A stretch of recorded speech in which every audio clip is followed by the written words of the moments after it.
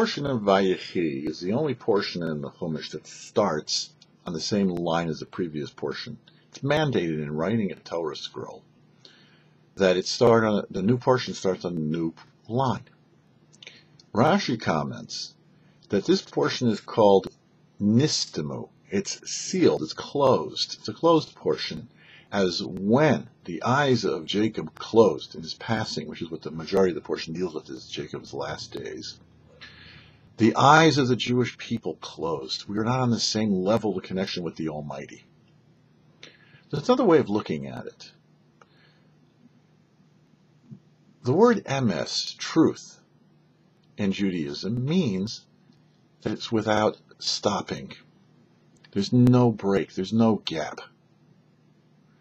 And indeed, when it comes to Vayechi Yaakov, the life of Jacob, there can be no gap. With us, his progeny. Jacob's life was a life of Torah. Before he went down to Goshen, he sent Judah ahead of him to set up a yeshiva, so that there be Torah learning. The Chasidic explanation of why it was Vayechi Yaakov, that the 17 years he lived in Jacob were the best years of life, because he was learning Torah with 4 generations of progeny. That, we say, has to be nistum, that has to be sealed, not ending, no interruption, because ma zaro b'chaim afhu b'chaim. As we say, just as we are alive and we are learning Torah, this keeps the ideals, and indeed the patriarch Jacob, alive.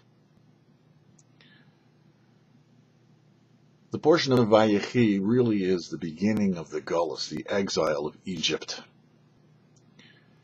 And it sets the tone for what the Jews should be doing and thinking while they are in the travails of the exile.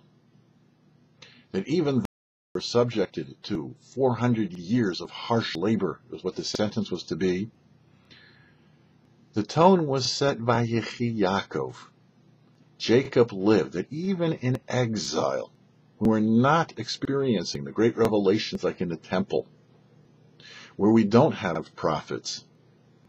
We are told, Vayechi, we need to live. We need to live the Torah in the way in which our patriarch Jacob lived it.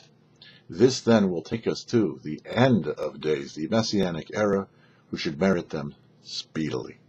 For the YouParsha, I'm Herschel Finman.